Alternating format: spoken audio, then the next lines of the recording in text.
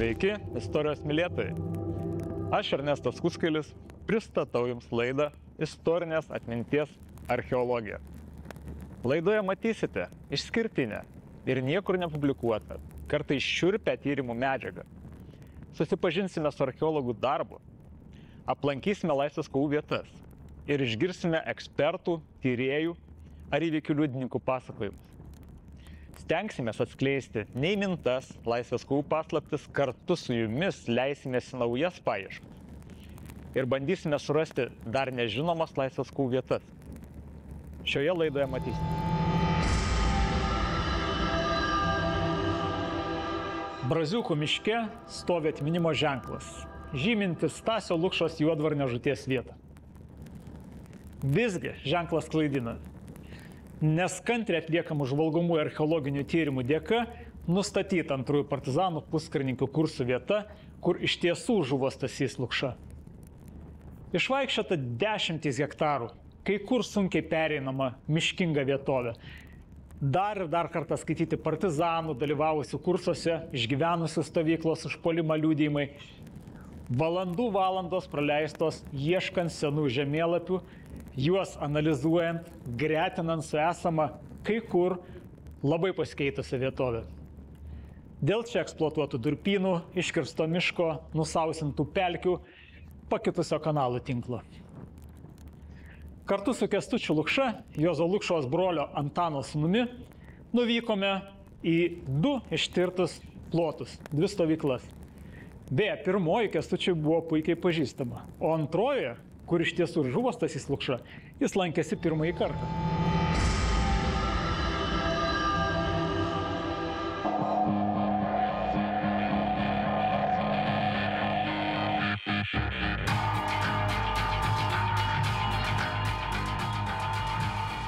Graži vieta, nuostabi ir net gaila, kad vis dėlto ženklas stovi ne toj vietoj. Tai, kaip dabar jau žinom. Jau dabar reikės, reiškia, pakeisti, ištaisyti klaidą. Čia pastatyti kas turi būti, o jisai turi būti ten, kur yra.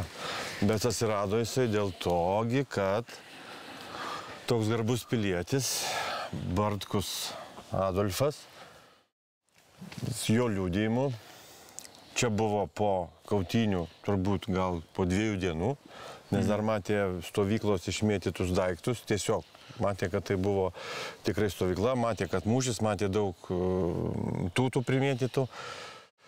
Ir jo giminaitis dalyvavęs tame mūšyje, kuris sugebėjo pasitraukti sveikas ir nepaliestas, buvo įsitikinęs, jam rodė vietą, kur buvo žūta, būtent netgi tą vietą, kur pašautas Stasys Lukša. O dėl sargo pavardė nematau. Ašmantas, jo. Manau, užrašyta. Kurio vietoje Ašmantas, tik tai jie žinojo, kad žuvo du Ašmonas. Kurio vietoje jisai žuvo ir jisai buvo pašautas. Žinojo tik tai 2. Tai tik tai paskui vėliau jau. Ten iš tų jau turbūt archyvų buvo sužinota, kas būtent žuvo ir kas liko. Tiesą sakant, labai keista, kai šitaip atmintis atrodytų išsikreipę, aišku, metų daug praėjo. Ir liudijimai skiriasi nuo realybės, neskaitant ir Juozo Lukšos prisiminimus ir Dramblio slapyvardį, dabar tik tai prisimenu staigiai. Bet Skaržinską turi galvo Juozas. Jo. Tai jie juk pasakoja, kad viskas vyko prie ežerėlio, nuorodas duoda. Ir kai Atskarais čia mini ten tuos durpynus kaimas yra, Jūrę mini ir visos tos nuorodos yra visiškai ne čia. Bet kiek yra žinoma, tai čia turėjo baigtis pirmieji partizanų puskarininkų kursai, kurie sėkmingai baigėsi su paradu, su tortu. Be jokių ekscesų. Buvo atlikta tas, kas reikėjo ir nieks nebuvo užtikę. Čia įdomus dalykas, kaip kartais atsitinka ir man nuo pat pradžių, buvo dvejopas jausmas. Kada radom čia jau tos artefaktus ir nustatėm, kad čia buvo stovykla. Jausmas dvejopas. Pirma, tu radai vietą, kurios ieškojai. Bet netinka pagal liudijimus. Ta vieta netinka. Taip, pagal visų kitų. Ir man tas nedavė ramybės. Tiek Skaržinsko, tiek Juozo. Taip. Tai ką, pasivaikščiam po stovyklavietę.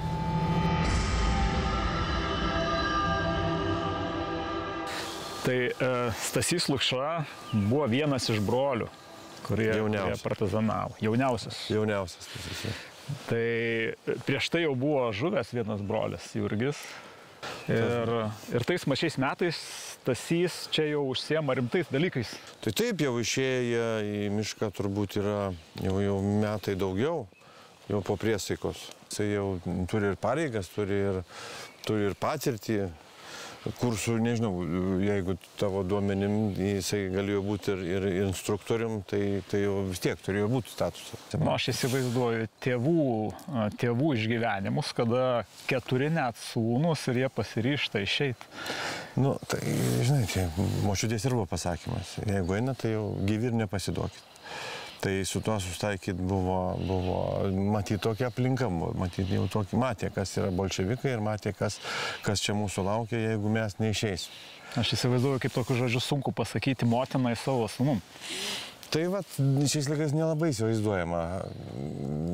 Nežinau, gal važinai, kaip sako, rudenį pas mus vėl ateis, tai gal kitaip ir mamo žiūrėsi vaikus. Neprisišnekėk. Nešneku, šneka aplinka, taip, žinai, visi. Tai atsimeni, kai radiniai buvo jau tokie, kur nebekėlė daug abejonių. Tai pirmas tai buvo skustuvas, visai netoli nuo čia. Tai jau sakėm, kas gali miške nešti skustuvą. Jau tikrai čia maniakai kokie nebėgiojo. Ir turėjo turėti skustuvą tas, kuris čia gyvena, kuris jį naudoja. Taip. Negrybam pjau. Dabar kodėl aš jau sukau. Pameni tokį momentą, apie šitą vietą. Ir mes radom šovinį. Ne pirmas buvo šovinys, kurį mes radom. Jau vienas iš jų, taip. Bet tada tau sakau, žiūrėk, prancūziškas šovinys. Taip. Čia jau yra garantija, kad mes esam partizanų stovykloje. Ne bolševikų. Sakau, Kęstuti, šiandien jau kalam šampaną, žinai, stovyklavietę radom. Aš neatsimenu, ar tu tada buvai, kai aš radau adatą. Sako, šieno škopetoj nerasi adatą, žinai, jo labiau miške, kaip gali rasti adatą, bet radau adatą. Nebuvau aš tada. Čia visiškai šalia šitos aukštumos. Nu ką, va, bunkeris. Nu yra bunkeris, neužlygino. Daug dievė. Pripūtė į tą bunkerį šakų krūvą. Bunkerio dydis tai realiai toks tipiškas bunkeris partizanų. Panašiai dauguma bunkerių tokio gabarito yra. Bet pakankamai ilgas tunelinis išėjimas yra. Jeigu neklystu, mes radom dar vyrius kažkokius, buvo net durelės ar kažkas tokio elementas buvo. Kažkas buvo tokio. Bet toks gana gilus. Čia ta pelkelė tokia jau nusausėjus visai. Jo. Tai kaip byloja šaltiniai, šitoj vietoj ne tai, kad vyko pirmieji puskarininkių kursai, bet jie čia baigėsi. Įvyko apdovanojimai, paradas, įteikimai, pažymėjimų, netgi lyg tai kažkur prisimenu viena ausim girdėjau apie Torčiuką, čia žodžiu, buvo pasiruošę. Nu kažką Juozas rašė. Bet baigėsi kursai laimingai, atšventė visi ir jau nuo to prasidėjo pasiruošimas kitiem kursam. Ir čia jau, ko gero, bus tau net įdomioji dalis nuvykti į antrųjų puskarininkių kursų vietą, kur realiai ir žuvo Stasys Lukša. Ir mes ten taip mažais žingsniukais iš tikrųjų kitos vietos prieisim.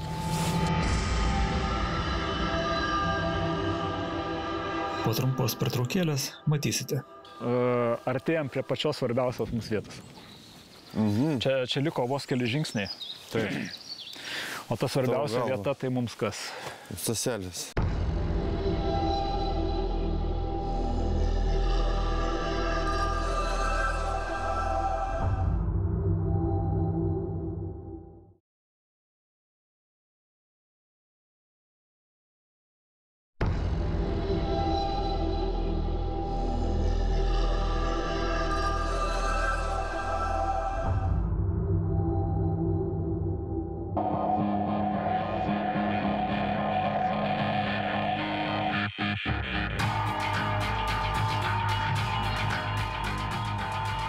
Atvykom į tą stovyklą, kur vyko antrieji partizanų kursai.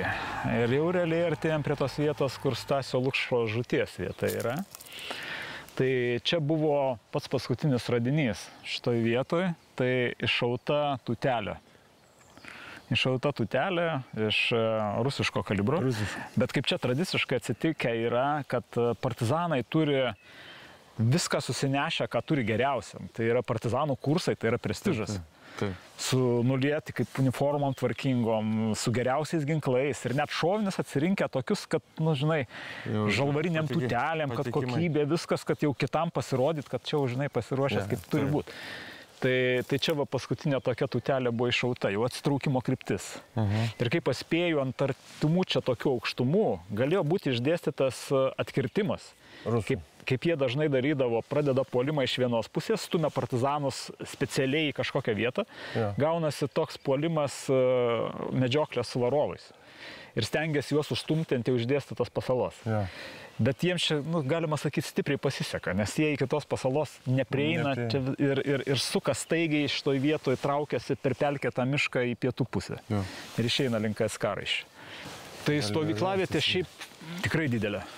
Jeigu nuo vieno krašto paėmus ir pereisim per visą stovyklavietę, tai mums teks įveikti apie 250 metrų tokį ruožą. Įsidėstę sausoj vietoje, kur yra mūsų sėkmė. Čia yra aukštuma ir čia nėra durpių. Visur aplinkui išeksploatuoti durpynai, kur buvo pelkės. O čia aukštuma, taip. Aukštuma ir čia tiesiog nebuvo ką kasti, tai šitas miško būtent gabalėlis yra išlikęs nepaliestas. Tai dabar mes atėjom į pirmą tašką, kurį aš pavadinau mokomąją zoną. Kodėl? Todėl, kad būtent šitoj vietoj beveik mums po kojom gulėjo SVT-40 pusiau automatinio šautuvo dėtuvė. Čia buvo išardyti 2 vienodi ginklai. Ir spėju, kad galėjo vykti kaip tik apmokymas su tais ginklais, ta ginklų sistema. 2 vienodi išardyti ginklai, bet kas įvykę yra, išmėtyti ginklai tokių gana nemažų spindulių į visas pusės. Ir čia gulėjo, ir ten ant kalniuko, ir už kalniuko gulėjo ginklų dalis. Ir va čia ant šito kalniuko gulėjo ginklų dalis. Čia pat grūstuvas visai netoli gulėjo. Taip viskas tvarkingai išmėtyta aplinkui ratu. Kad, ta prasme, ginklų nesurinksi iš vienos vietos. Tai tam tikras galbūt naikinimas, slėpimas buvo veiklos, kuris čia vyko. Arba tiesiog gal kada užklupta ir bėgta. Ir va būtent nuo šitos vietos, kur išardyti ginklai, dar vyksta atsitraukimas šitą kryptim ir čia ir pamestų šovinių buvo, tai matosi atsitraukimas.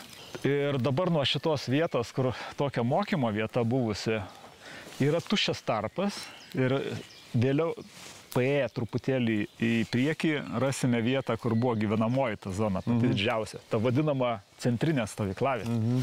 Kur man buvo didelė mįslė, kas ta centrinė stovyklavietė. Žinai, galvoju, nu tai kaip, žinai, lyg ir vienoje vietoje turėtų vykti kursai, bet staiga centrinė stovyklavietė. Tai kada jau užbaigiau tyrimus ir sufiksavau visus radinius, pasirodė tų radinių susitelkimo tokios vietos, 1, 2, 3. Ir jos jau schemoje labai ryškiai matosi. Ir tada tampa aišku, kad vakariniai pusėje yra viena dalis stovyklos, centriniai yra kita dalis ir paskui rytinė dalis irgi dar matosi atskira tokia sankaupa radinių. Tai tokia jau tada struktūra aiškiau pasirodo. Atskirom zonom. Atskirom tokiom zonom, tokios matosi ribos. Įeinam į centrinę stovyklavietę vadinamą. Čia buvo daugiausiai radinių susijusių su buitimi. Taip.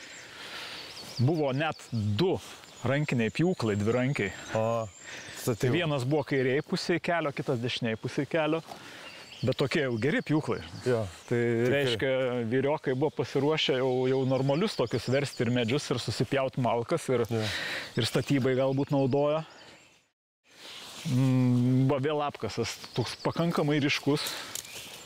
Ir aišku, kad jisai ne partizanų iškastas, greičiausiai bus likęs nuo Pirmo pasaulinio karo.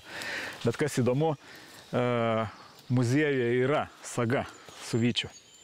Va čia prie šitą apkasą buvo visai šalia ta ištrūkusi saga.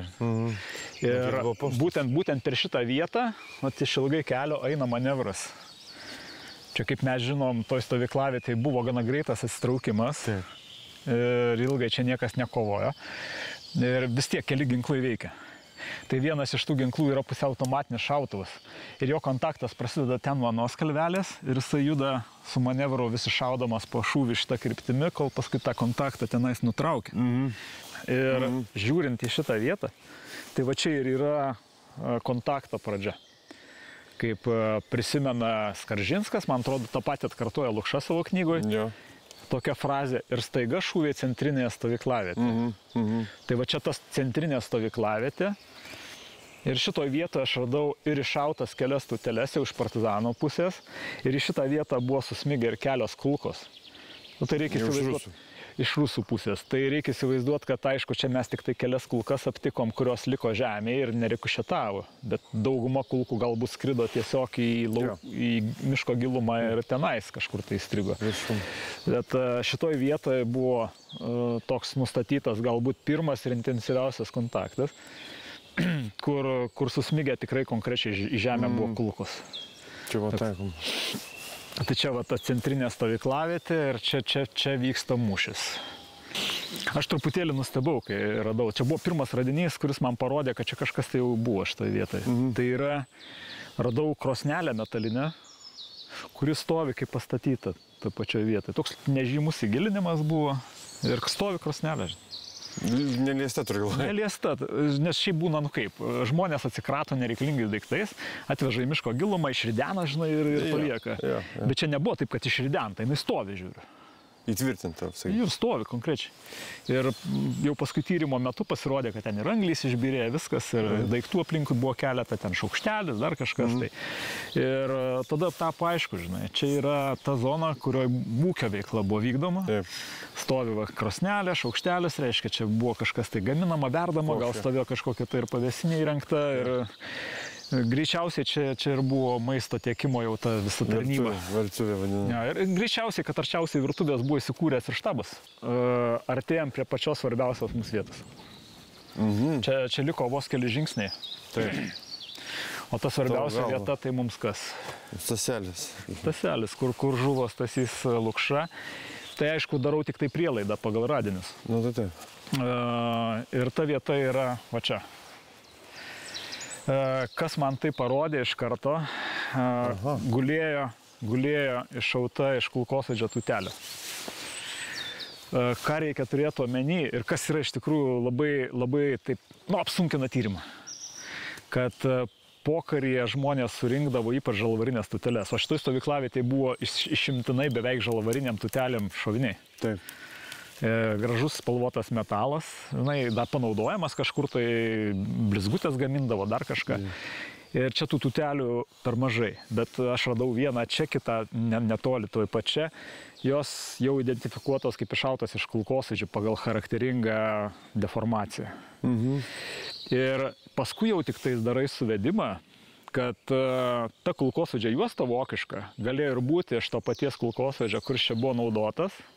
Ir paskui tik tais gal pokario vaikai dar kartą ją panaudojo, bet jau taip grinai užpildydami šoviniais, žaisdami galbūt čianais kažką tai darydami.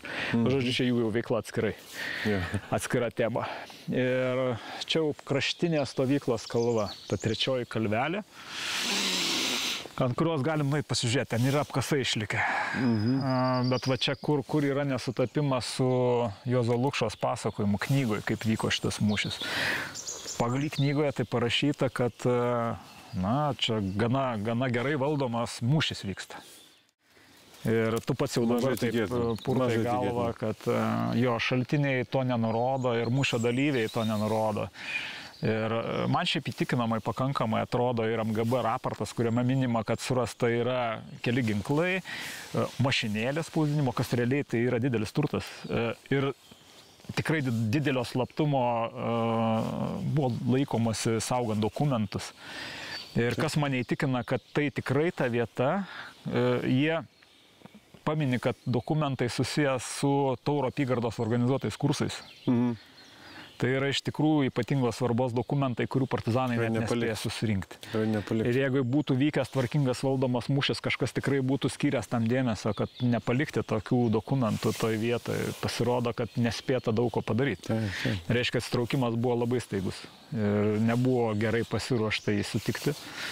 Tai va, čia mes jau ir turim tą vietą realiai, kur Stasys Lukša, kaip sako, ant kalvelės, tai čia ir yra kalvelė, aukštuma. Ir jeigu puolimas vyksta iš rytinės pusės ir šiaurinės pusės, tai va čia toj vietoje jis ir pamėgino sulaikyti puolantį priešą. Tavo galva viskas parėjo tokiu piltu, sakykime. Iš čia, iš rytų pusės, ką jį ir patys mini. Ir iš šiaurės pusės. Tai šiaurinė dalis, va, kaip jie sako, ūkinė dalis irgi jinai kentėjo nuo apšaudimo. Tai vat, vienintelė vieta priedanga nuo priešo tai buvo už keliuko truputėlį ir manevras į vakarų pusę, kur laisva, kur niekas nešaudė. Nu ir tą rodo, ir realiai patvirtina tos liudijimus, kuriuos mes žinom, kurie užrašyti yra. Tai va, kaip tavo ekskursija? Ačiū, labai senai laukiau. Galiausiai sužinojai. Tai ką, ačiū. Nu va, malonu buvo galiausiai tau pristatyti šitą vietą. Ačiū, reikia taisyti klaidą dabar. Tai vat, čia jau mes bendraujam su ir gyventojų genocido rezistencijos tyrimo centru. Juda į tą pusę, bet, žinai, pas juos ten ir su finansais, ir su visu kitu, žinai, visi stovi. Tai ten greitai nebūna, bet... Čia yra kur problema. Ten įrašyta jau užrašai ant to kryžiaus ir tie užrašai gal ne visai tinka, kad juos pervežti tiesiog ir pastatyti čia. Tai reikia gaminti naujus ženklus. Ir vienoje vietoje, ir kitoje, žinai. Viena žymi pirmų kursų pabaiga, šita vieta jau yra antrų partizanų kursų pabaiga. O ten kas palauk? Ir čia jau nesu tortais ir paradų baigėsi.